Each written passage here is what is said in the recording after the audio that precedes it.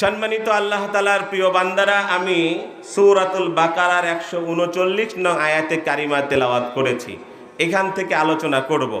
আলোচনার শুরুতে আমরা স্মরণ করছি ওই সকল সাহাবায়ে কেরাম রাদিয়াল্লাহু তাআলা আনহুম আজমাইন, যিনারা সশরীরে সশস্ত্রে জিহাদ করে আমাদের পর্যন্ত দিন পৌঁছিয়ে অন্ধকার কবরে শহীদ আছে। আল্লাহ তাদেরকে মাফ করে জান্নাতের আলা মর্তবা দান করুক, সকলে বলি আমিন। আমরা আজকের এই আলোচনার শুরুতে স্মরণ করছি ওই সকল বীর মুক্তিযোদ্ধাদের, যাদের জীবনের বিনিময়ে, আত্মত্যাগের বিনিময়ে আমরা পেয়েছি স্বাধীন সার্বভৌমত্ব সোনার বাংলা। যে সকল বীর মুক্তিযোদ্ধা দুনিয়া থেকে বিদায় নিয়েছে, আল্লাহ তাদেরকে মাফ করে জান্নাতের মেহমান হিসাবে কবুল করুক, সকলে বলি আমিন। যারা জীবিত আছে, আল্লাহ তাদের হায়াতে তয়্যিবা দান করুক, সকলে বলি আমিন। এবং বিশেষ করে আমরা স্মরণ করছি 2024-এর সে সকল ছাত্র যারা শাহাদত বরণ করেছে, আল্লাহ তাদেরকে জান্নাতের মেহমান হিসাবে কবুল করুক, সকলে বলি আমিন। যারা পুঙ্গুত্ব হয়েছে, পুঙ্গুত্ব বরণ করেছে, বিভিন্ন অঙ্গহানি হয়েছে, যারা চিকিৎসারত অবস্থায় আছে, আল্লাহ সকলকে দ্রুত সুস্থতার নিয়ামত দান করুন, সকলে বলি আমিন। সম্মানিত আল্লাহ তাআলার প্রিয় বান্দারা, কথা হবে কোরআন থেকে, কথা হবে হাদিস থেকে। যদি আপনার নেতার বিরুদ্ধে হয়, কোনো আপত্তি নাই তো? যদি আপনার দলের বিরুদ্ধে হয়, কোনো আপত্তি নাই তো? কি বলেন, কোনো আপত্তি আছে? না। কারণ যার নেতার আদর্শ কোরআনের সাথে মিলবে, আলহামদুলিল্লাহ। যার নেতা, যার দলের আদর্শ কোরআনের সাথে মিলবে না, সেই নেতা, সেই নেত্রী, সেই দলের অনুকরণ করা যাবে না। এবার আসেন, আমি যে আয়াতে কারিমা তেলাওয়াত করেছি, এটা বুঝতে হলে পিছনে দিয়ে একটা আয়াতে কারিমা দরকার। মক্কাতুল মুকাররমা, খেয়াল করবেন, পৃথিবীর সর্বপ্রথম ঘর বলেন মক্কাতুল মুকাররমা, তাই না? মক্কা বানিয়েছিলেন কে? মুসলিম জাতির জনক, নাম বলেন ইব্রাহিম আলাইহিস সালাম। আরেকবার, মুসলিম জাতির জনক।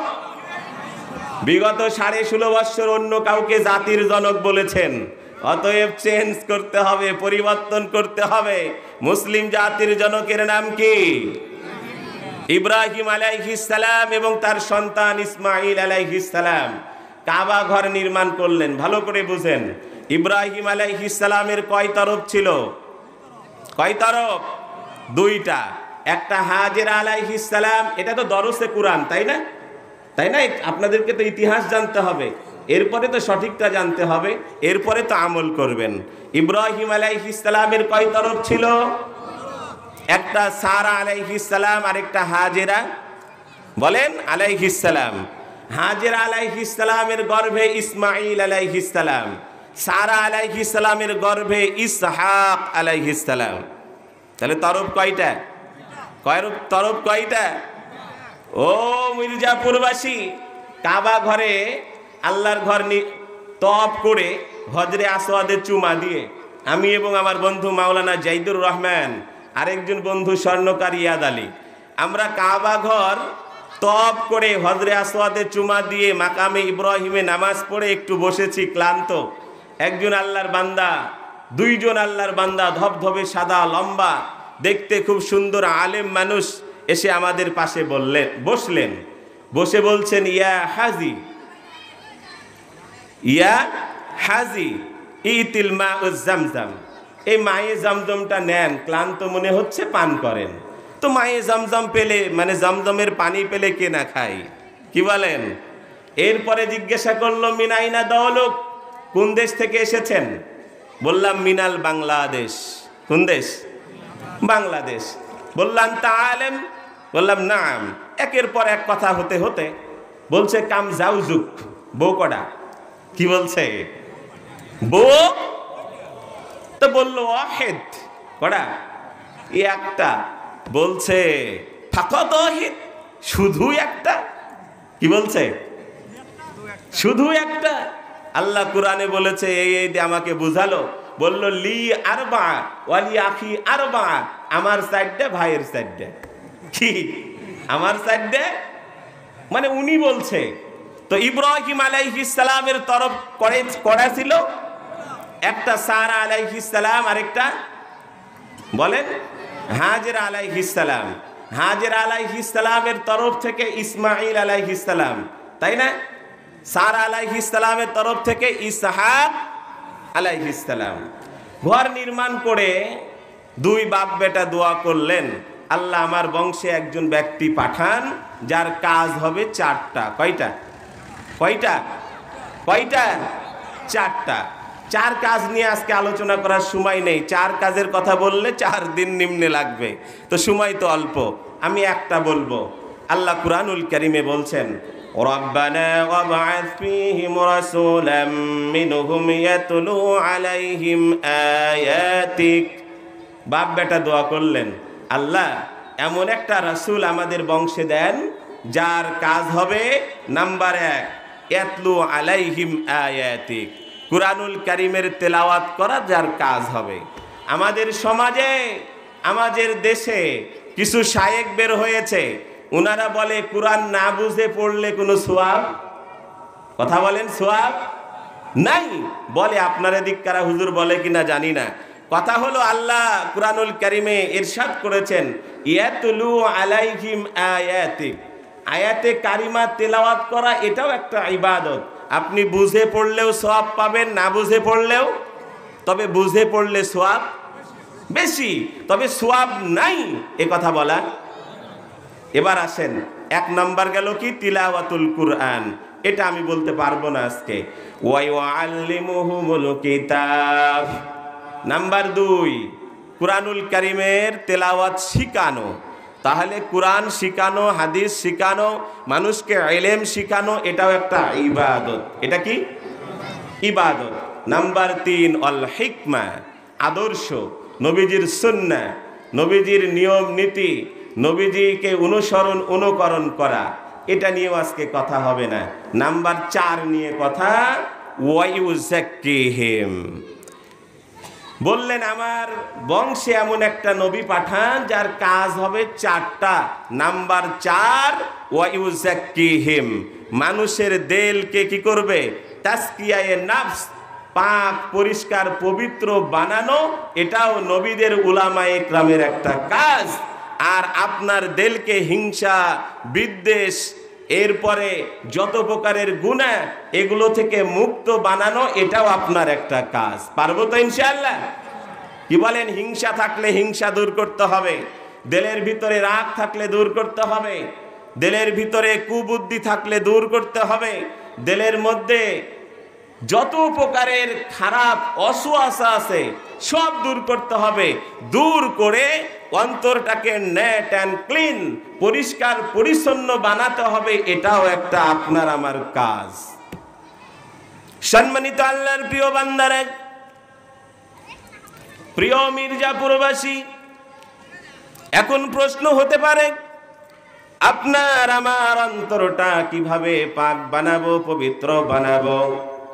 আল্লাহ রাব্বুল আলামিন কুরআনুল কারীমে জানিয়ে দিয়েছেন, ইয়াউমা লা ইয়ানফাউ মালুন ওয়ালা বানুন ইল্লা মান আতাল্লাহা বিকলবিন সালিম।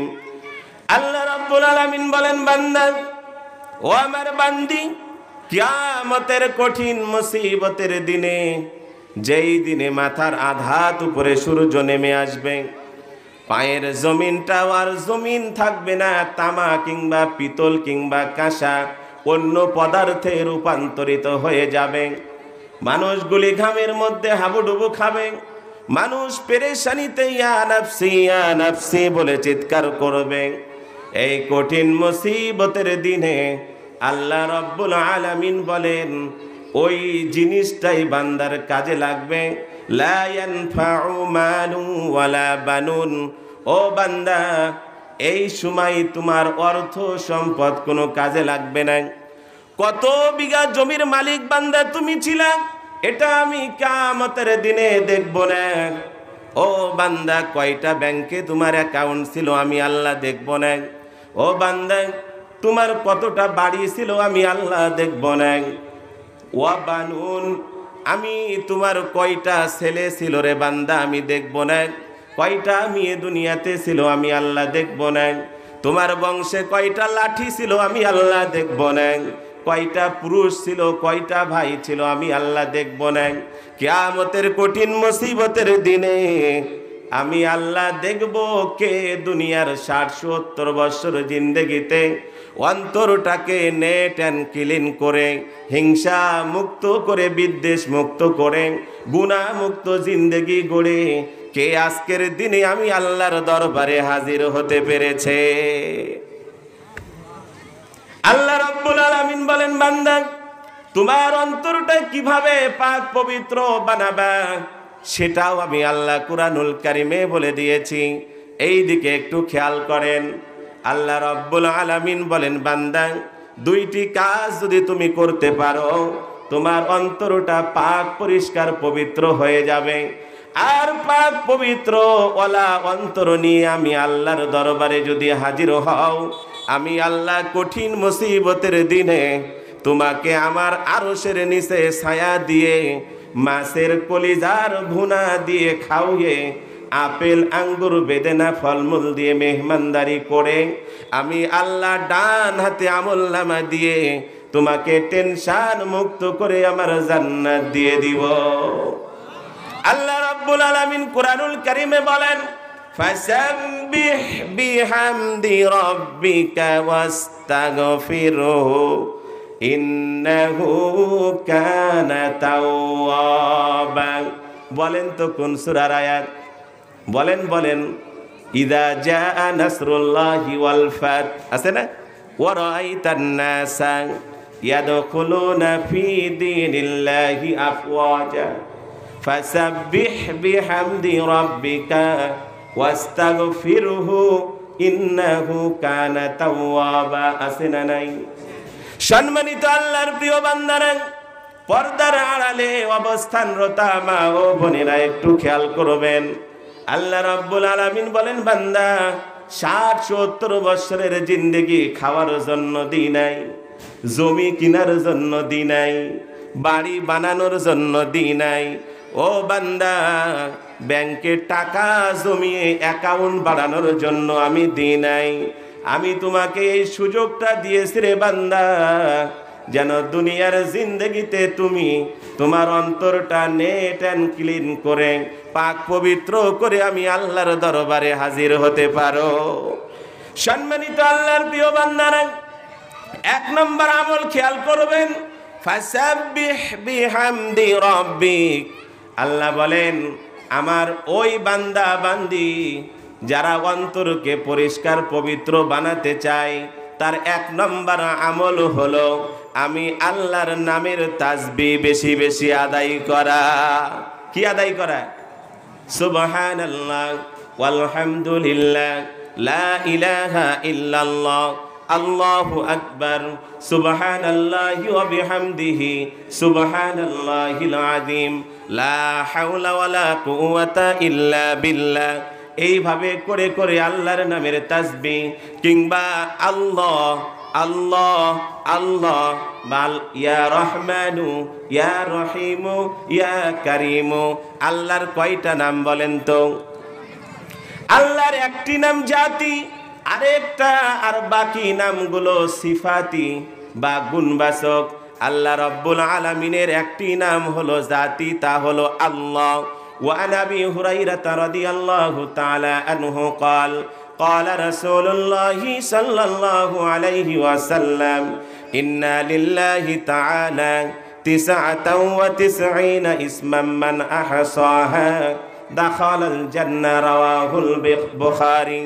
নবীজি বলেন, আবু হুরাইরা রাদিয়াল্লাহু তাআলা আনহু থেকে হাদিসটি বর্ণিত, আমার কোন উম্মত চাই নর হোক নারী হোক, আমি আল্লাহর 99টা নাম যদি মুখস্থ করে, ওয়া আহসাহা প্রতিনিয়ত যদি তা তেলাওয়াত করে পড়ে আর নিজের কলবের মধ্যে যদি সংরক্ষণ রাখে, নবীজি বলেন দাখালাল জান্নাহ। আমার ওই উম্মত নর হোক নারী হোক, আল্লাহ তাআলা তাকে ক্ষমা করে জান্নাতের মালিক বানাইয়া দিবে। ও মির্জাপুরবাসী, খেয়াল করবেন, আপনার মহল্লার কতগুলি যুবকের নাম মুখস্থ, কত মেয়ে মানুষের নাম মুখস্থ, গোটা বাংলাদেশের কত মানুষের নাম মুখস্থ, লাখ লাখ হবে, হাজার হাজার হবে, কিন্তু দুর্ভাগ্য মুসলমান, আল্লাহর 99টা নাম অনেকের মুখস্থ। বলেন মুখস্থ করবো তো ইনশাআল্লাহ? মুখস্থ করবো তো ইনশাআল্লাহ? ফজিলত কি মুখস্থ করলে? আর বলছেন না, কি বলি তো বললাম, ফজিলত কি? দাখলাল জান্নাহ। আল্লাহর 99টা নাম মুখস্থ করে প্রতিনিয়ত যদি পাঠ করেন আর অন্তরের মধ্যে, কলবের মধ্যে যদি সংরক্ষণ রাখতে পারেন, নবীজি বলেন দাখলাল জান্নাহ। আমার ওই উম্মত যদি নর হয় তাও জান্নাতে যাবে, যদি নারী হয় তাও জান্নাতে যাবে। সুবহানাল্লাহ। পারবো তো ইনশাআল্লাহ? পারবো তো ইনশাআল্লাহ? এবার আসেন, আল্লাহ রাব্বুল আলামিন বলেন, বান্দা, অন্তরটাকে পাক পবিত্র বানানোর একটা মাধ্যম হলো তাসবিহ। আমার নামের তাসবিহ বেশি বেশি পড়বা। এখন আল্লাহর কোনো বান্দা বান্দি বলতে পারে, আল্লাহর নামের তাসবিহ কখন কখন আদায় করব? কুরআনুল কারীমে আল্লাহ তাআলা সেটাও বলে দিয়েছেন, ওয়াসাব্বিহ বিহামদি রাব্বিকা ক্বাবলা তুলুইশ শামসি ওয়া ক্বাবলা গুরুবিহা। আল্লাহ রাব্বুল আলামিন বলেন, বান্দা, আমার নামের তাসবিহ কখন কখন পড়বা?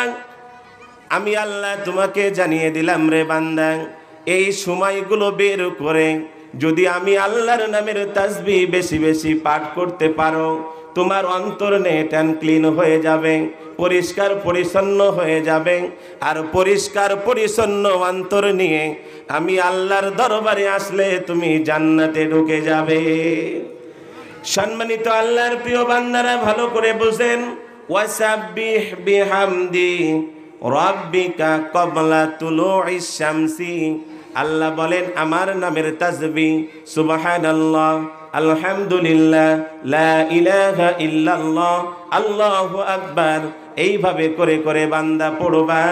1 নম্বর সময় হলো ক্বাবলা তুলুইশ শামসি, সূর্য উদিত হওয়ার আগে। কখন? বলেন কখন?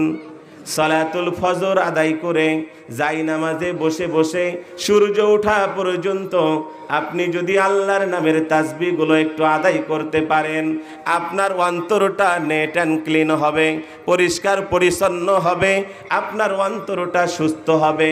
আর এই সুস্থ পবিত্র অন্তর নিয়ে যদি কবরে যেতে পারেন, আল্লাহ রাব্বুল আলামিন প্রশ্ন উত্তর সহজ করে দিয়ে আপনাকে জান্নাতের পোশাক পরিয়ে তার জান্নাতের মেহমান বানিয়ে দিবে।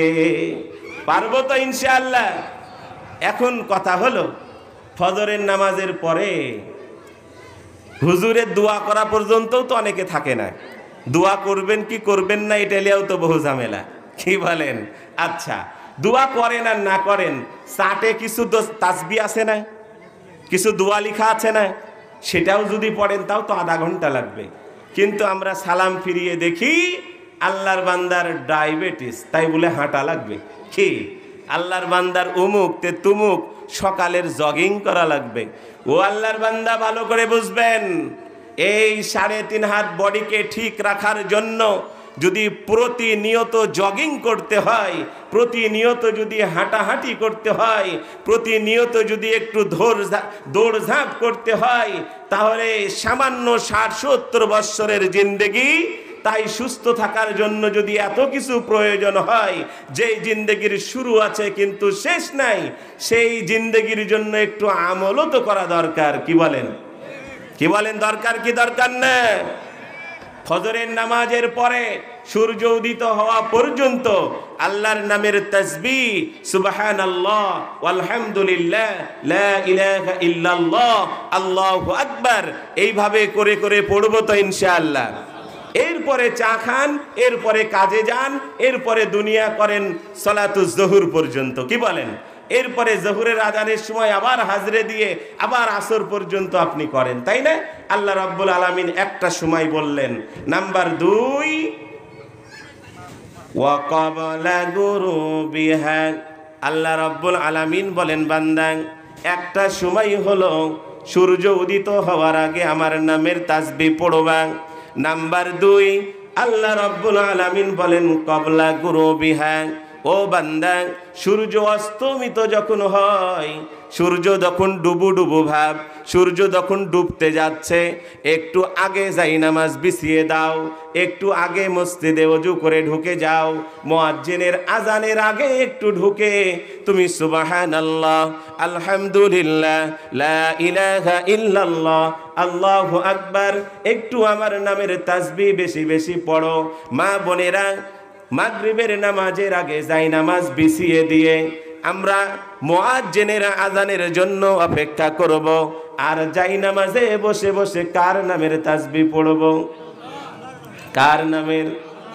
কার নামের? কিন্তু আপনাদের হাতে সময় নাই।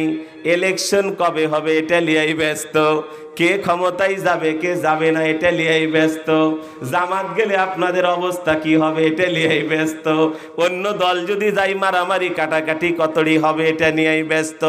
সম্মানিত আল্লাহর প্রিয় বান্দারা, আল্লাহ রাব্বুল আলামিন বলেন বান্দা একটু মাগরিবের নামাজের আগে তুমি যদি যাই নামাজ বিছিয়ে আমার নামের তাসবিহ আদায় করতে পারো, তোমার অন্তরটা পরিষ্কার হবে, পবিত্র হবে, দেখবা ওয়াজ শুনতে ভালো লাগবে, দেখবা নামাজ পড়তে ভালো লাগবে, দেখবা তোমার মানুষের উপকার করতে মন চাবে, দেখবা মানুষকে নিঃস্বার্থে দান করতে মনে চাবে, তোমার যত নেকের কাজ আছে রে বান্দা সব সহজ হয়ে যাবে।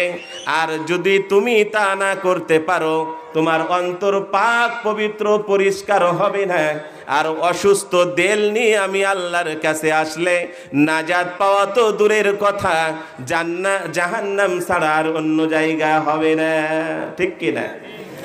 সম্মানিত আল্লাহর প্রিয় বান্দারা, মাগরিবের নামাজের আগে মা বোনেরা হাঁস তুলা নিয়ে ব্যস্ত থাকে, মুরগি তুলা নিয়ে ব্যস্ত থাকে, কবিতর প্রেমিক ভাইরা কবিতর গনা নিয়ে ব্যস্ত থাকে। মাগরিবের নামাজের আজানের সময় ভাইরা কি করে? গরু তুলা নিয়ে ব্যস্ত থাকে, মহিষ তুলা নিয়ে ব্যস্ত থাকে, আর ভাবে আজান হোক তারপরে মসজিদে যাব। কিন্তু আল্লাহ বললেন বান্দা যদি আমার নামের তাসবিহ সূর্য উদিত হওয়ার আগে একটু পড়ো, আবার সূর্য ডুবার আগে একটু পড়ো, তোমার অন্তরটা কি হবে? বলেন কি হবে? বলেন কি হবে? শুধু তাই না, আল্লাহ রাব্বুল আলামিন বলেন ওয়া মিন আনাইল লাইলি ফাসাব্বিহ। আল্লাহ রাব্বুল আলামিন বলেন বান্দা সালাতুল ইশা পড়ে তুমি শুয়ে গেলে, এক চমক ঘুম হয়ে গেল, 3 ঘন্টা ঘুম হয়ে গেল, এরপরে তুমি বিছানা থেকে একটু উঠে যাও, একটু ওযু বানাও, তাহাজ্জুদের নামাজে তুমি দাঁড়িয়ে যাও। ওয়া মিন আনাইল লাইলি, তুমি যদি বান্দা তাহাজ্জুদ 2 রাকাত 2 রাকাত করে 12 রাকাত, কিংবা 2 রাকাত 2 রাকাত করে 4 রাকাত, কিংবা 2 রাকাত 2 রাকাত করে 8 রাকাত, ও বান্দা একটু তাহাজ্জুদের নামাজ আদায় করে ওই যাই নামাজে বসে ফজরের আজানের আগ পর্যন্ত তুমি যদি আমার নামের তাসবিহ সুবহানাল্লাহ আলহামদুলিল্লাহ, লা ইলাহা ইল্লাল্লাহ, আল্লাহু আকবার, সুবহানাল্লাহি ওয়া বিহামদিহি, সুবহানাল্লাহিল আযীম, এইভাবে করে করে যদি একটু পাঠ করতে থাকো, দেখবা অন্তরটা পাক হয়ে যাবে, পরিষ্কার হয়ে যাবে, পবিত্র হয়ে যাবে। নামাজে তুমি মজা পাবা, কুরআন তেলাওয়াতে মজা পাবা, তাফসিরে মজা পাবা, মানুষের উপকারে মজা পাবা, সত্য কথা বলতে তোমার ভয় লাগবে না, হক কথা বলতে তোমার ভয় লাগবে না। আল্লাহ রাব্বুল আলামিন বলেন বান্দা সূর্য উদিত হওয়ার আগে একটু আমার নামের তাসবিহ পড়ো। নাম্বার 2, সূর্য অস্তমিত হওয়ার আগে একটু তাসবিহ পড়ো। নাম্বার 3, রাতের কিছুক্ষণ চলে যাওয়ার পরে যখন পৃথিবীটা নীরব নিস্তব্ধ হয়ে যায়, ও আমার বান্দা একটু যাই নামাজে যদি বসে তাহাজ্জুদের পরে আমার নামের তাসবিহ আদায় করতে পারো রে বান্দা, তোমার অন্তরটা নেট অ্যান্ড ক্লিন হবে, পরিষ্কার পরিচ্ছন্ন হবে। আর নেট অ্যান্ড ক্লিন অন্তর নিয়ে যদি আমি আল্লাহর কাছে আসতে পারো, আমি ডান হাতে আমলনামা দিয়ে বান্দা তোমাকে জান্নাতের মেহমান হিসাবে কবুল করে নিব। শুধু তাই না, আল্লাহ রাব্বুল আলামিন বলেন আরেকটা সময় ইম্পর্টেন্ট, ওয়া আতরাফান নাহারি লাআল্লাকা তারদা। ও বান্দা, আরেকটা সময় দিনের মধ্যে তোমাকে বের করতে হবে। কি বলেন? ফজরের পর থেকে মাগরিবের আজানের আগ মুহূর্ত পর্যন্ত আরেকটা সময় বের করে একটু আল্লাহর নামের তাসবিহ নিরালাই নির্জনে বসে, কি বলেন, নফলের পরে একটু আল্লাহর নামের তাসবিহ আদায় করতে হবে। তাহলে আপনার আমার অন্তরটা নেট অ্যান্ড ক্লিন হয়ে যাবে। কিন্তু আমাদের হাতে কি নাই ভাই? কি নাই? আল্লাহর বান্দা ডারবি খাওয়ার সময় পায়, ইয়াবা খাওয়ার সময় পায়। কদিন আগে একটা গান শুনেছি, দেখছি আগের গানে তো জ্ঞান ছিল, না কি বলেন? আর এখন গানে কি খালি উড়াধুরা, তাই না? কোনো জ্ঞান ট্যান নাই। তো আল্লাহর এক বান্দা বলছে, আমি আর খাবো না নাসির বিড়ি, তওবা করেছি।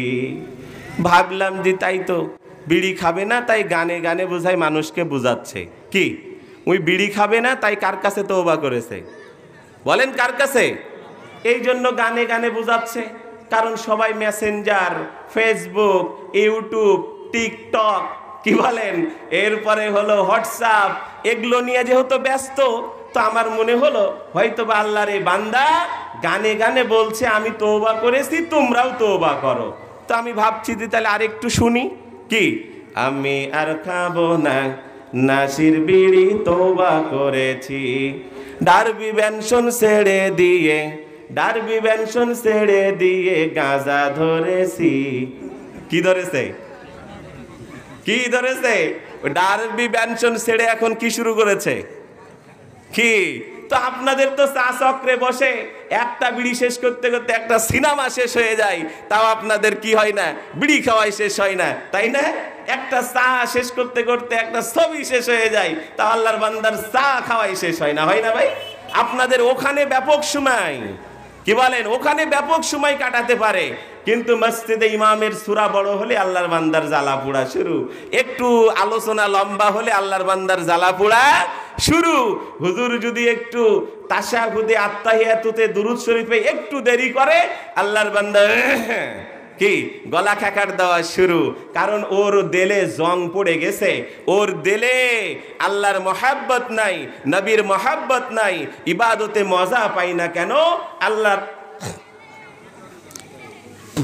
আল্লাহর বান্দা কোনো তাসবিহ তাহলিল আল্লাহর নামের আদায় করতে পারে না। এই জন্য আর দেলে কোনো নূরও নাই, জং ধরে ধরে দেলটাই পচে গেছে। এই অসুস্থ দেলকে, পচা দেলকে সুস্থ বানাতে হলে কার নামের তাসবিহ? কার নামের তাসবিহ? কখন কখন? বলেন, সূর্য উদিত হওয়ার আগে, সূর্য ডুবার আগে, রাতের এক অংশে, দিনের এক অংশে, লাআল্লাকা তারদা। আল্লাহ বলছেন, বান্দা এইভাবে যদি আমলটা করতে পারো, আমি আল্লাহ তোমার জন্য খুশি হয়ে যাব। সুবহানাল্লাহ।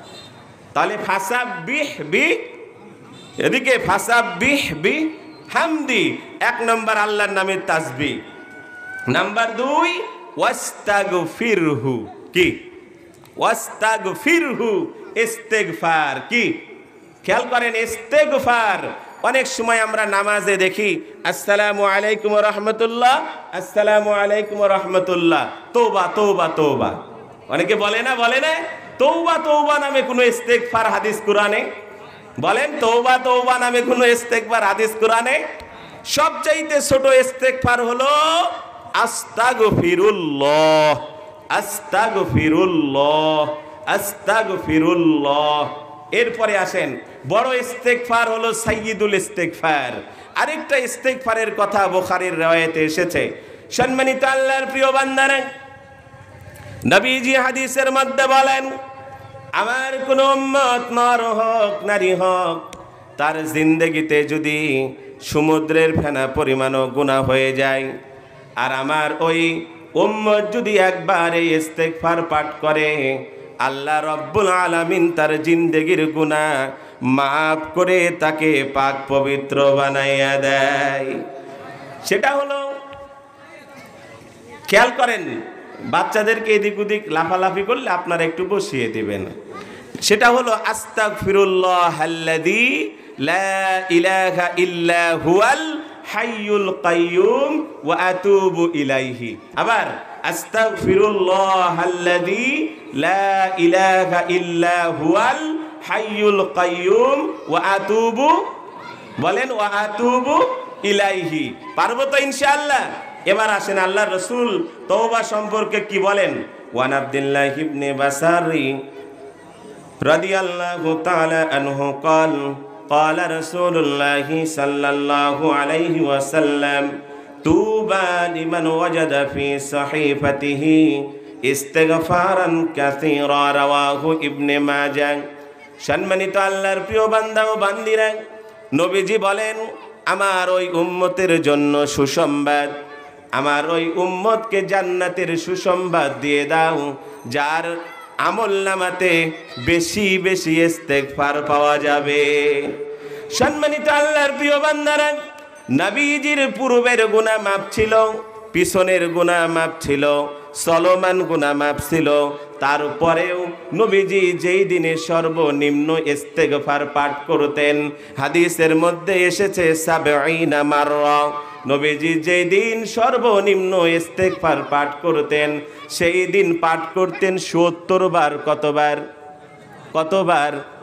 তাহলে নবীজির পূর্বের গুনাহ মাফ ছিল, চলমান গুনাহ মাফ ছিল, ভবিষ্যতের গুনাহ মাফ ছিল, তারপরেও নবীজি যদি দিনে যেই দিন কম করে উনি পাঠ করতেন সেদিনই যদি ৭০ বার হয়, আপনার কি বলেন অতীতেও গুনাহ আছে, এখনো কিছু গুনাহ আছে, আবার সকালবেলাও ফজর পড়বেন না, আরেকটা গুনাহ হবে কি হবে না?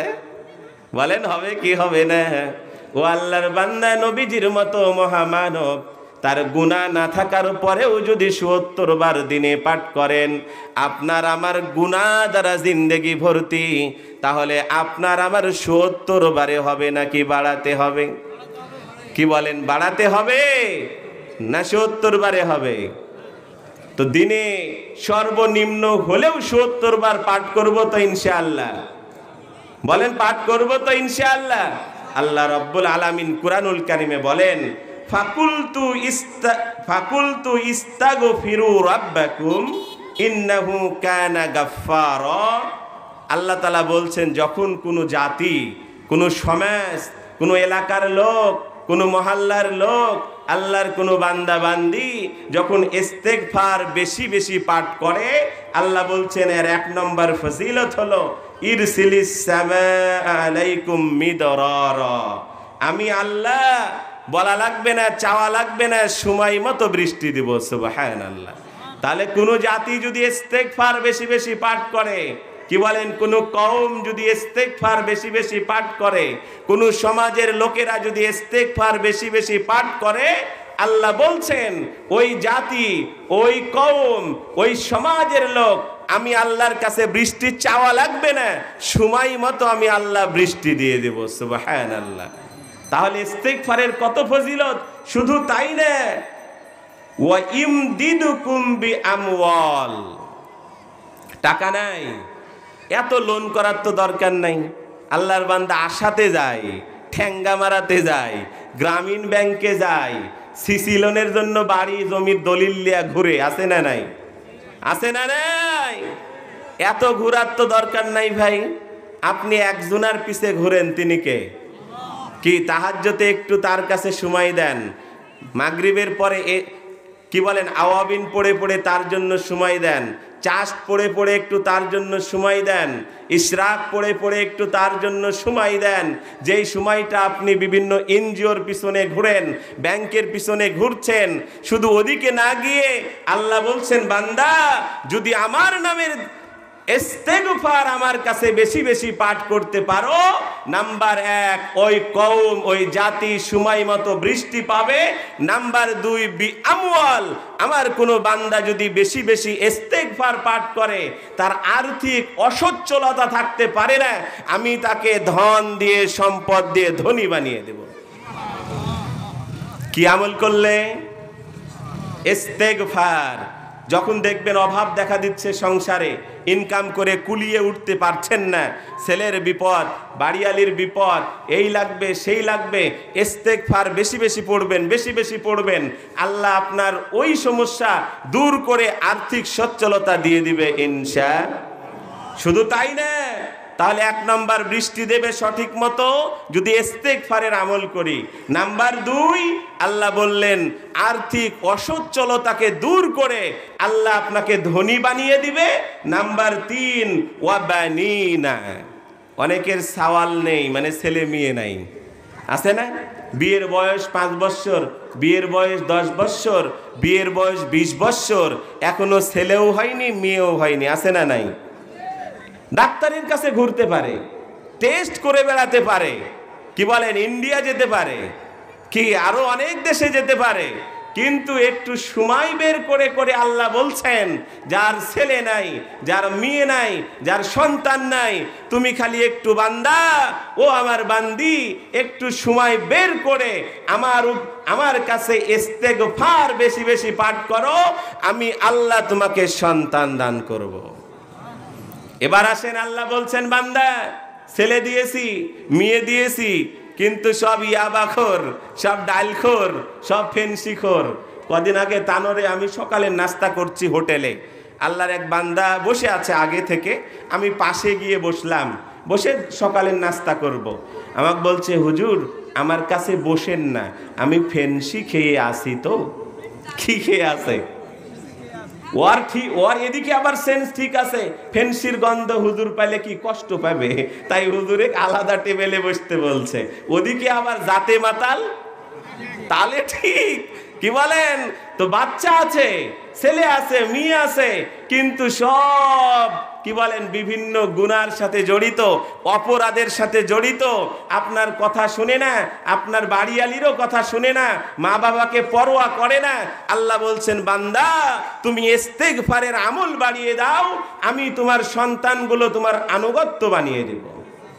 কিন্তু আপনার তো সময় নাই, খালি হুজুরের কাছে যে দোয়া চাবেন, কি হুজুর আমার বেটার কানে একটু দোয়া করেন, আমার বিটির কানে একটু দোয়া করেন, কিন্তু আল্লাহর বান্দা নামাজে কালামে নাই, কি বলেন? হুজুরের কাছে খালি দোয়া চাবে। কেন ভাই? আপনি নামাজের পাশাপাশি, সালাতের পাশাপাশি, আল্লাহর নামের তাসবির পাশাপাশি একটু ইস্তেগফারের আমল বাড়িয়ে দেন, সময় মতো বৃষ্টি পাবেন, এরপরে আর্থিক অসচ্ছলতা দূর হয়ে সচ্ছলতা আসবে। আপনার সন্তানাদি না থাকলে আল্লাহ সন্তানাদি দেবে, আর যদি থেকে থাকে, আর যদি বিপদগামী হয়ে থাকে আল্লাহ সেগুলোকে সুপথে চালাবে। সুবহানাল্লাহ।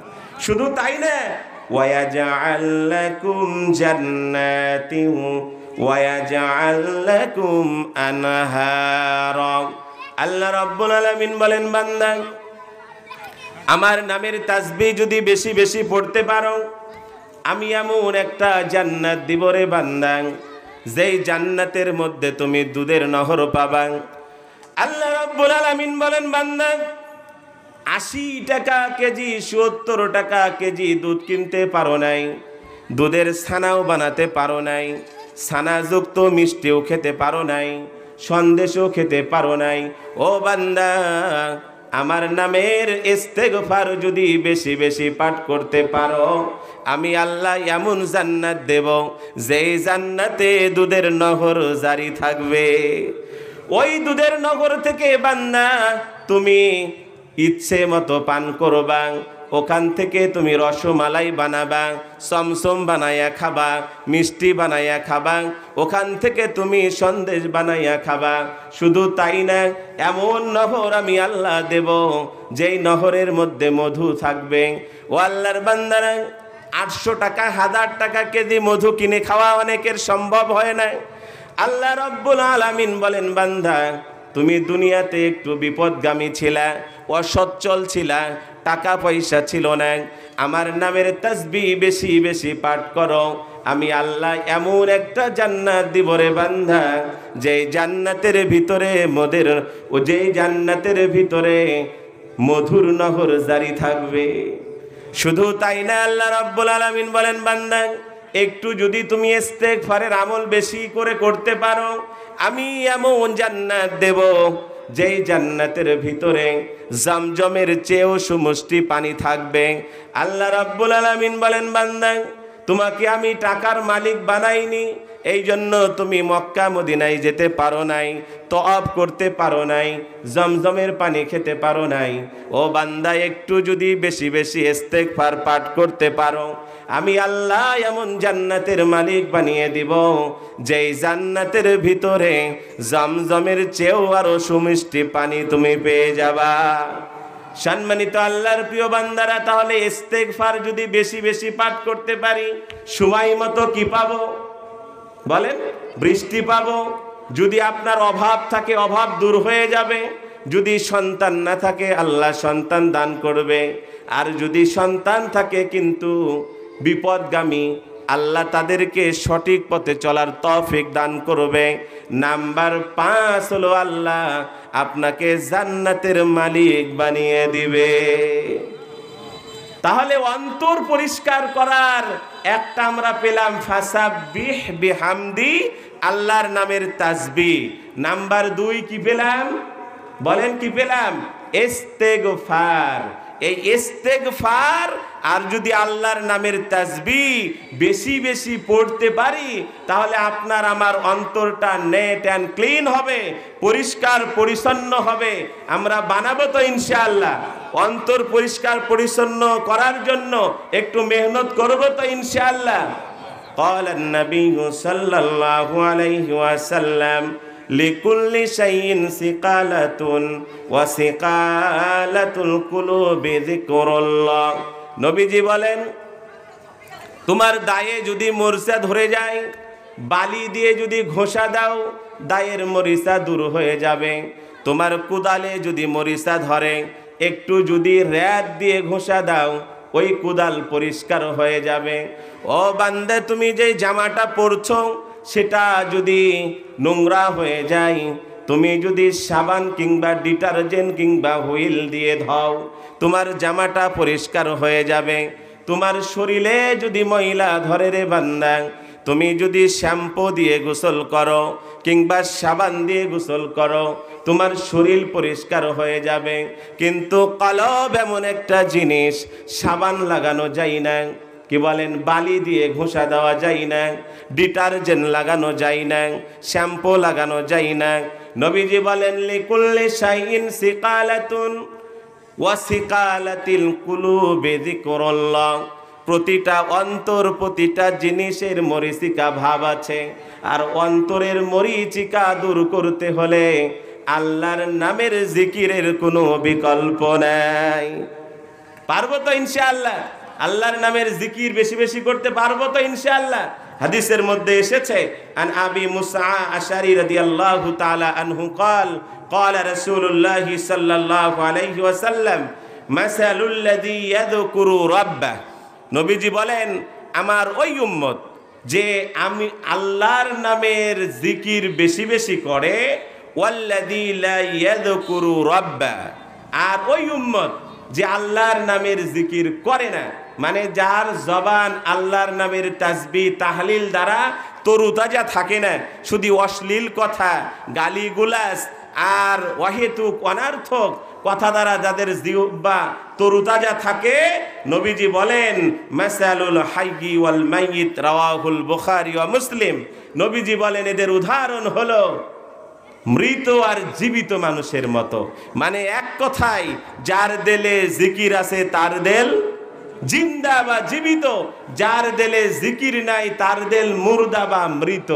এই জন্য আপনি কুদাল নিয়ে জমিতে যাচ্ছেন, অন্তরে থাকবে কার নাম? আল্লাহর নাম। আপনি কুদাল কুবাচ্ছেন আর জিকির থাকবে কার নামে?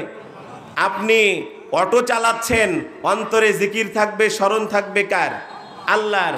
আপনি একজন ব্যবসায়িক মানুষ, ব্যবসার ফাঁকে ফাঁকে কাস্টমার নেই, আপনি একটু বসে আছেন, একটু একটু জিকির করব কার নামে? আপনি একজন শিক্ষক মানুষ, আপনি একজন লেকচারার মানুষ, আপনি একজন প্রফেসর মানুষ, ক্লাস নেই, অফিসে বসে আছেন, জিকির করব কার নামে? ইস্তেগফার পাঠ করব কার নামে? যদি করতে পারি অন্তরটা কি হবে বলেন? যদি করতে পারি অন্তরটা কি হবে? পরিষ্কার পরিচ্ছন্ন হবে। কেমন পরিষ্কার পরিচ্ছন্ন? সম্মানিত আল্লাহর প্রিয় বান্দারা, 4 মাযহাবের একটা অন্যতম মাযহাব হলো হানাফি মাযহাব, তাই না? এই হানাফি মাযহাবের যিনি ইমাম, ইমাম আবু বলেন, ইমাম আবু হানিফা রহিমাহুল্লাহ। ইমাম আবু হানিফা রহিমাহুল্লাহকে নিয়ে আহলে হাদিস ভাইরা, অনেক ভাইরা অনেক কথা বলতে পারে, কিন্তু উনি একজন বড় আলেম ছিলেন, বড় আল্লাহওয়ালা ছিলেন, এটা নিয়ে তো আর দ্বিমত নাই। মাযহাব নিয়ে কথা বলতে পারেন, কিন্তু উনি একজন বড় আলেম ছিলেন, উনি একজন বড় আল্লাহর ওলি ছিলেন, যিনি ওই সময় কি বলেন স্বৈরাচারের সাথে আপোষ করেন নাই, জালেমের সাথে আপোষ করেন নাই, কি বলেন খুনির সাথে আপোষ করেন নাই। তার বিরুদ্ধে যাওয়ার কারণে মৃত্যু হয়েছে কোথায়? জেলখানায়। কোথায়? জেলখানায়। সম্মানিত আল্লাহর প্রিয় বান্দারা, অন্তরটা যদি আল্লাহর নামের তাসবিহ বেশি বেশি আদায় করতে পারি, আর যদি ইস্তেগফার পাঠ করতে পারি, কেমন পাক পবিত্র হবে একটু বুঝে নেন। ইমাম আবু হানিফা রহিমাহুল্লাহ মাদ্রাসা থেকে এসে বাড়ি আলীর কাজেও একটু সহযোগিতা করতেন, কারণ বিয়ে করা ফরজ, বিয়ের পরে বিবিকে পর্দাতে রাখাও। আল্লাহর বান্দা বিয়ে করা ফরজ এটা জানে, কিন্তু বউকে যে পর্দায় রাখতে হয় এটা, যে বউকে পর্দায় রাখতে পারবে না তার জন্য তো বিয়ে না। আপনি তো কাপুরুষ।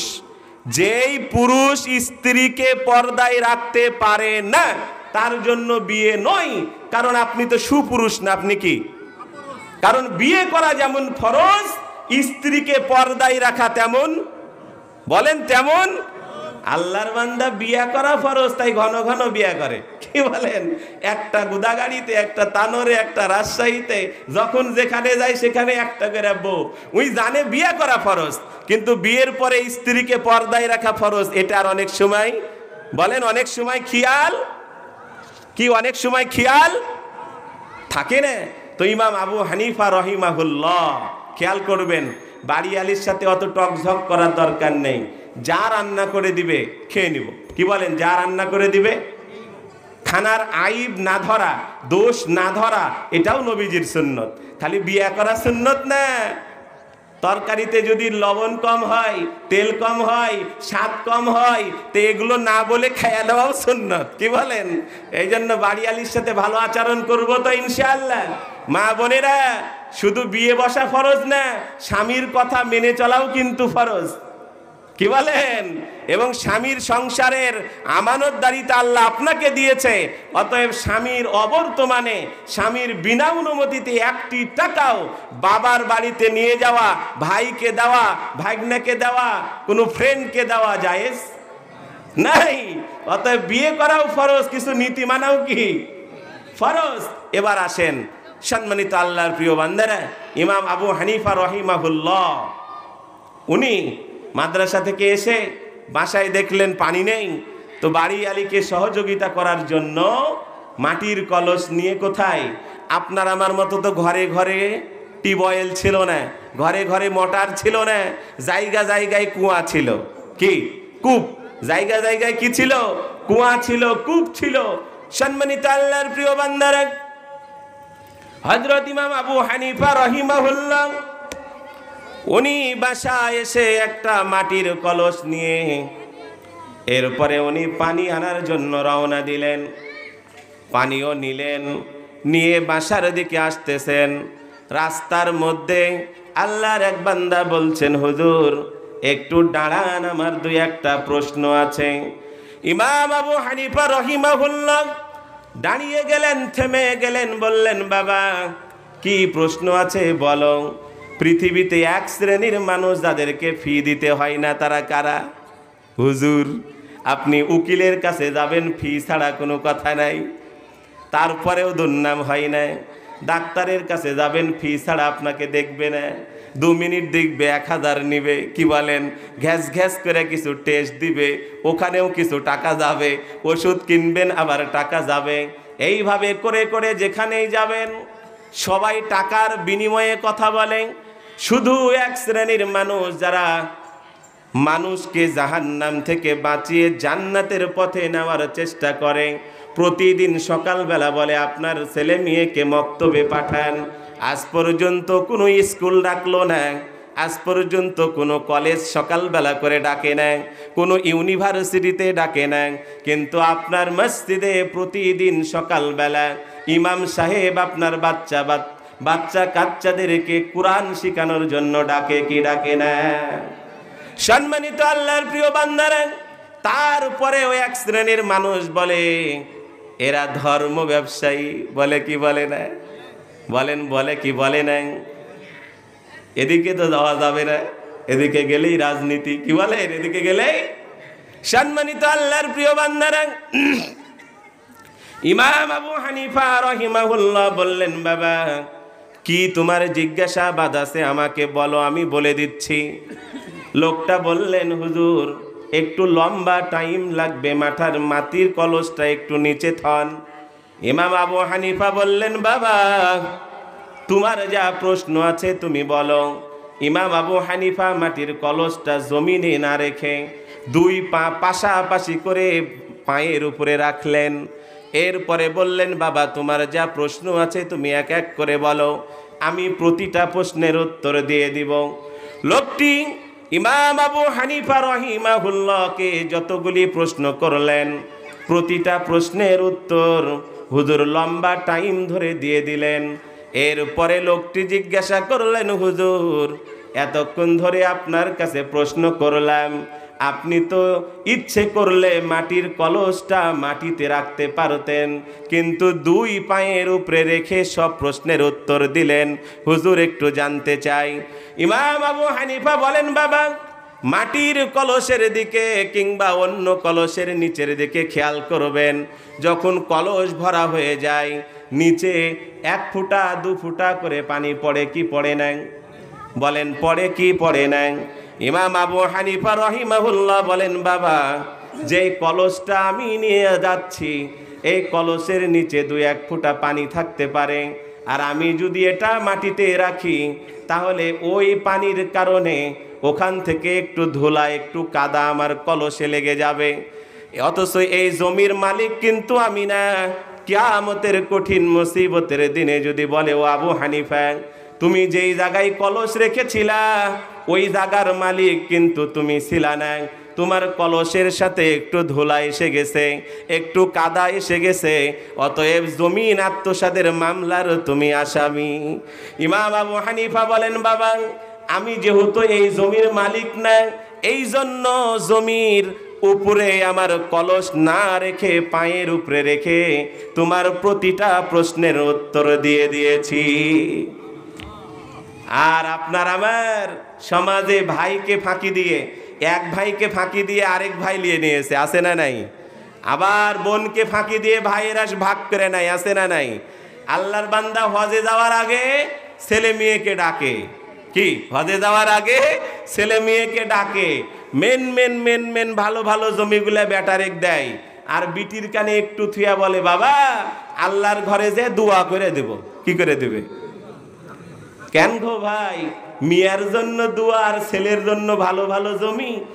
আমি আপনাদের মির্জাপুরবাসীকে বলবো, যারা আগামী দিনে হজে যাবেন, বেটা বিটিকে একটে করে বিটিকে ভালো ভালো সব জমি লিখে দিবেন, আর বেটার নামে দোয়া করে আসেন। কি বলেন? বিটিকে সব লিখে দিবেন আর বেটার নামে কি করে দিবেন? আপনার দোয়ার প্রতি যত এত বিশ্বাস, তো বিটির কানে না করে কার কানে করে আসবেন?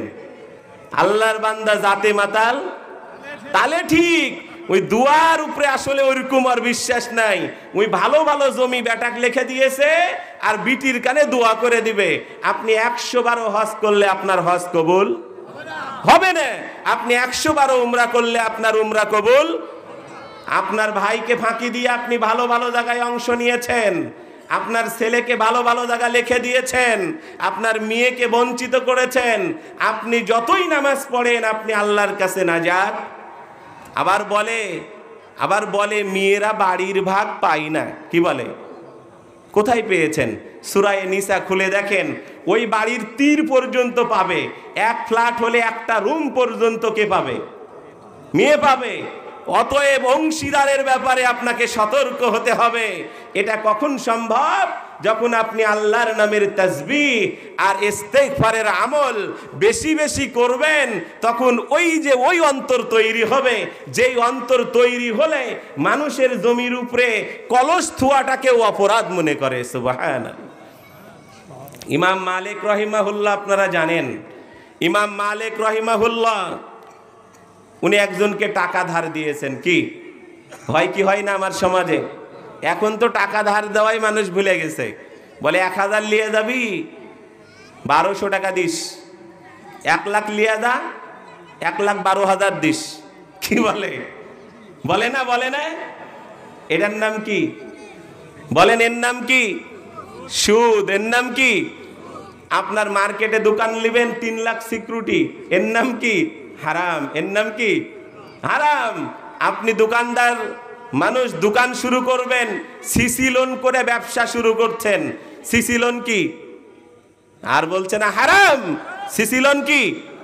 সারা জীবন সিসি লোন করে ব্যবসা করলেন, ওই টাকার যা লাভ হবে সেটাও কি? হারাম। ক্লিয়ার কথা। আপনি সন্তুষ্ট হন আর না হন, হারাম হারামি। কি বলেন? কি বলেন? তো ইমাম মালিক রহিমাহুল্লাহ একজনকে টাকা ধার দিয়েছে।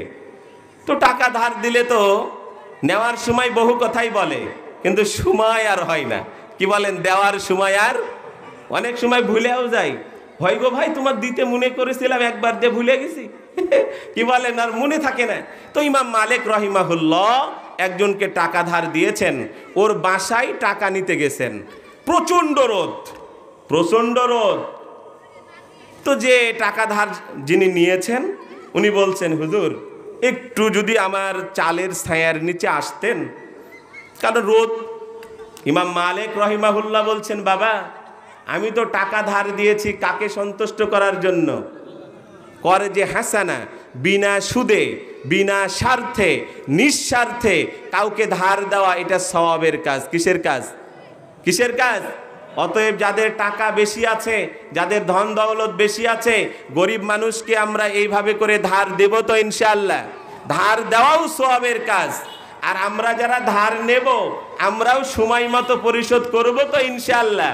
আপনারা সময় মতো পরিশোধ করেন না, তাই যাদের টাকা আছে ওরা আর ধারও দেয় না। আপনিও সময় মতো পরিশোধ করেন, যাদের টাকা আছে ওরাও সময় মতো আপনাকে ধার দেবে। তো ইমাম মালিক রহিমাহুল্লাহ উনি বলছেন, বাবা আমি তো ধার দিয়েছি কাকে সন্তুষ্ট করার জন্য? বলেন, কাকে সন্তুষ্ট করার জন্য? আল্লাহকে। আমি যদি তোমার সিয়ার তলে 1 মিনিট দাঁড়াই তাহলে তো আমার স্বার্থ হয়ে গেল। সুবহানাল্লাহ। কি যদি আল্লাহ আমাকে বলে, ও মালিক তুমি ওকে টাকা ধার দিয়েছিলা, আবার ওর বাড়িতে গিয়ে সিয়ার তলে বিশ্রামও করেছিলা, তাহলে তো কেটে গেছে, সওয়াব আর পাবা না। চিন্তা করেছেন তাদের চিন্তা ভাবনা কেমনে সম্ভব হয়েছে? ওই যে আল্লাহর নামের, আল্লাহর হুকুম মানার পাশাপাশি, সালাতের পাশাপাশি, সিয়ামের পাশাপাশি, যাকাতের পাশাপাশি, হজের পাশাপাশি আবার একটু সময় কার নামের তাসবিহ পড়েছেন, একটু সময় ধরে ইস্তেগফার কার নামে পড়েছেন। এই জন্য এই দেল তৈরি হয়েছে। ও আল্লাহর প্রিয় বান্দা ও বান্দিরা, প্রিয় মির্জাপুরবাসী, এই জন্য একটু সময় বের করে করে কার নামের তাসবিহ হবে? কার নামের তাসবিহ হবে? এবার আসেন, ক্বালান নাবিয়্যু সাল্লাল্লাহু আলাইহি ওয়াসাল্লাম ইযা সাল্লাল ফজরা ক্বাদা ফি মুসাল্লাতিন হাত্তা তাতলা আশ-শামসু, রাওয়াহু মুসলিম। সম্মানিত আল্লাহর প্রিয় বান্দারা, যেই নবী সমস্ত নবীদেরও সর্দার, যিনি খাতামুন নবিয়্যিন, সাইয়্যিদুল আম্বিয়া ওয়াল মুরসালিন, যেই নবী জান্নাতে না গেলে জান্নাত উদ্বোধন হবে না, সেই মহামানবের আমল কি ছিল?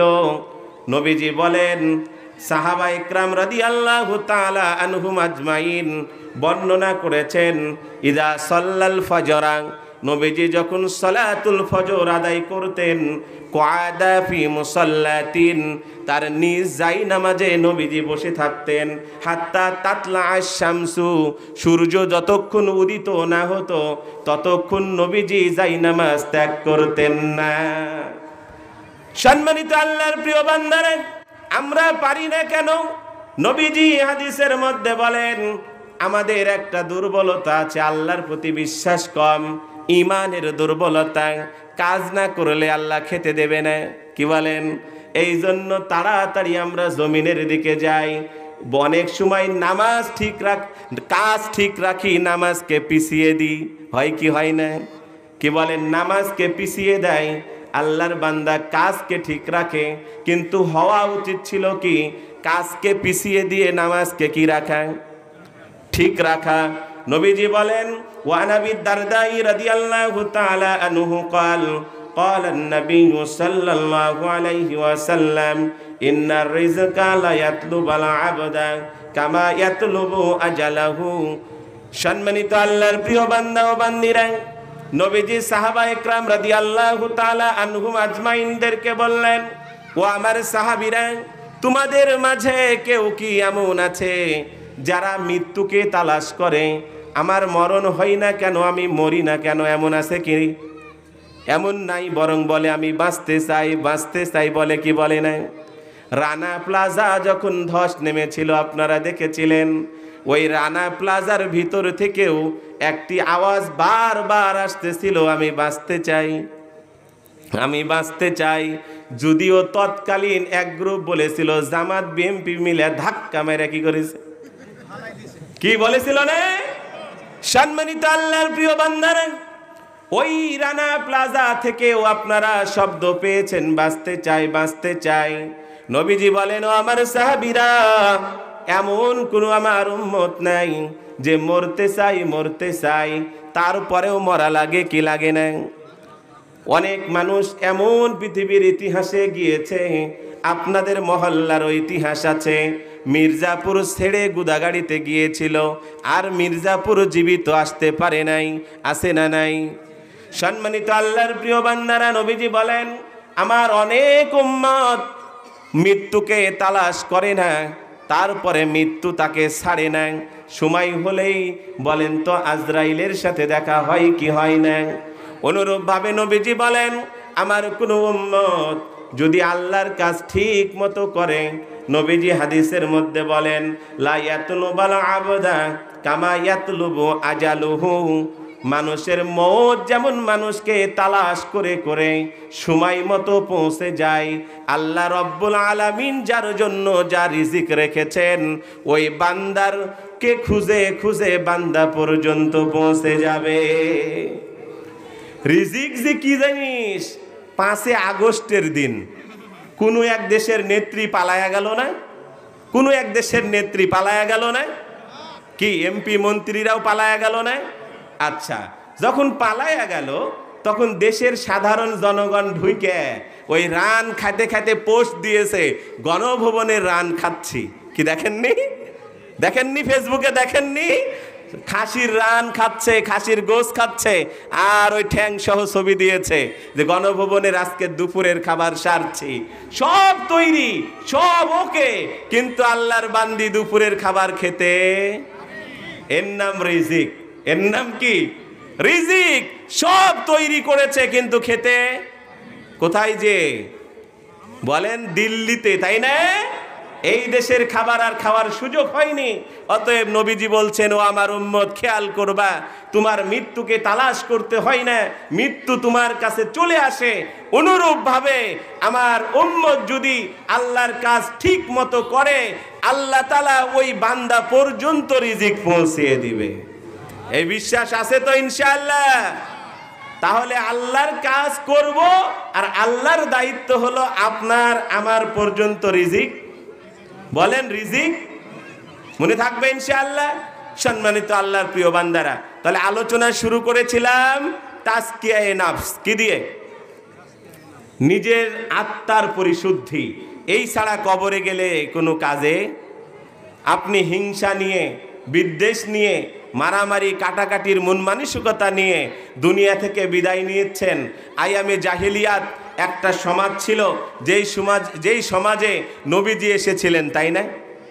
বলেন, সেই সমাজে নবীজি এসেছিলেন। সেই সমাজে মানুষরা প্রতিশোধের নেশায় এমন থাকতো, যদি মরে যেত তাহলে বলতো অমুকের থেকে প্রতিশোধ নেওয়া হয়নি, তোমরা আমার ছেলে হয়ে থাকলে প্রতিশোধ নিও। এইভাবে করে ওসিয়ত করে যেত। এমন একটা সমাজে আসলেন মুহাম্মাদুর। উনি আসার পরে 17 বৎসর বয়স। কত বৎসর? একটা সংগঠন করেছিলেন হিলফুল। বলেন বলেন, হিলফুল। এই হিলফুল ফুজুল সংগঠনের উনি সভাপতি ছিলেন 40 বৎসর বয়স পর্যন্ত। কত কত কত 40 বৎসর বয়স পর্যন্ত। তাহলে কয় বৎসর হয়? 23। সূত্র থেকে 40 কত? 23 বৎসর উনি সভাপতি ছিলেন। সমাজ থেকে মারামারি দূর করতে চেয়েছেন, হিংসা বিদ্বেষ দূর করতে চেয়েছেন, খুন খারাপি দূর করতে চেয়েছেন, মানুষকে সোনার মানুষ বানানোর চেষ্টা করেছেন, কিন্তু নবীজি কোনো ফলাফল। এরপরে উনি গারে হিরাই 40 বৎসর বয়সে পেলেন কি? 40 বৎসর বয়সে কি পেলেন? আল কুরআন। 40 বৎসর বয়সে উনি হলেন নবী। এই 40 বৎসর বয়স থেকে 63 বৎসর বয়স পর্যন্ত আবার উনি নেতৃত্ব দিয়েছেন। যে নেতৃত্বের মাধ্যমে আগের 23 বৎসর নেতৃত্ব দিয়েছেন। মক্কার নাম ছিল বাক্কা, বাক্কার নাম চেঞ্জ হয়ে মক্কা হয়নি। মদিনার নাম ছিল ইয়াসরিব, মদিনার নাম ইয়াসরিব নাম চেঞ্জ হয়ে মদিনা হয়নি। কিন্তু পরের 23 বৎসর যখন কোরআন দিয়ে উনি কি করেছেন? নেতৃত্ব দিয়েছেন। বাক্কার নাম মক্কা হয়েছে, ইয়াসরিবের নাম মদিনা হয়েছে। আগের মানুষও যিনি ছিলেন, পরের 23 বৎসরে তিনিই ছিলেন। পার্থক্য কিসের? এই জন্য সম্মানিত আল্লাহর প্রিয় বান্দারা, কোন আইনের পিছনে ছুটতে হবে? কোন আইনের পিছনে ছুটতে হবে? কিন্তু আমার দেশে কেউ কেউ মনে করে এটা রাজনীতি। কে কে তাই মনে করে না? কিন্তু খেয়াল করবেন, যেই সমাজ কোরআন দ্বারা হওয়ার কারণে সেই সমাজের অবস্থা কি ছিল? আল্লাহর এক বান্দা সাহাবী জমি বিক্রি করেছেন। কি জমি বিক্রি করেছেন? আল্লাহর আরেকজন বান্দা ক্রয় করেছে। এবার ক্রয় করে জমিতে ফসল ফলানোর জন্য চাষ করতে করতে একটা টাকার হাঁড়ি পেয়েছেন। কি পেয়েছেন? কি পেয়েছেন? টাকার হাঁড়ি নিয়ে জমি বিক্রেতা যেই সাহাবী তার কাছে চলে গেছে, যে বলছে, ভাই আমি তো জমি কিনেছি, টাকার হাঁড়ি কিনিনি, অতএব এই টাকার হাঁড়ির মালিক আপনি। সুবহানাল্লাহ, চিন্তা করেন। আর যে বিক্রি করেছে তিনি বলছেন, ভাই আমি তো জমি বিক্রি করেছি টাকার হাঁড়ি সহ। মানে ওই হাঁড়ির মালিক কি? বলেন, ওই হাঁড়ির মালিক আপনি। সুবহানাল্লাহ। এটা সম্ভব হয়েছে কোন আইনের মাধ্যমে? এটা সম্ভব হয়েছে কোন আইনের মাধ্যমে? বলেন, কোন আইনের মাধ্যমে? মানব রচিত নিয়ম দিয়ে না আল্লাহর নিয়ম দিয়ে? মানব রচিত নিয়ম দিয়ে না আল্লাহর নিয়ম দিয়ে? নবীজি যেই সমাজে এসেছিলেন সেই সমাজ চালাতো উদবা, সাইবা, আবু জাহেল, আবু লাহাব, ওলিদ বিন মুগীরা, আবু সুফিয়ান। নবীজি তাদের নেতৃত্ব মেনে নিয়েছিলেন না আল্লাহর নেতৃত্ব? তাহলে আপনি আমি যেই সমাজে থাকব সেই সমাজেও মানব রচিত কিছু নিয়ম থাকবে আর আল্লাহ কর্তৃক কিছু নিয়ম। বলেন বলেন। অতএব কোন নিয়ম মানবেন? আল্লাহর নিয়ম না মানব রচিত নিয়ম? আল্লাহর নিয়ম দিয়ে ওই সমাজ সম্ভব যেই সমাজের টাকার হাঁড়ি পাওয়ার পরে নিবে কে? এটা নিয়েই ঠেলাঠেলি, তুমি নাও ভাই আমি নিব না, তুমি নাও ভাই আমি নিব না। কি বলেন?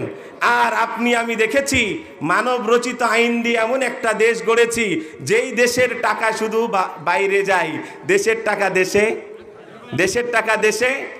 এই জন্য সামনে আমরা চেষ্টা করব আল্লাহ ওয়ালাদের সাথে থাকার। আল্লাহর আইন যারা চাই, নবীর তরিকা যারা চাই, সৎ লোকের শাসন যারা চাই, তাদের পক্ষে থাকবো তো ইনশাআল্লাহ। আল্লাহ কবুল করুক।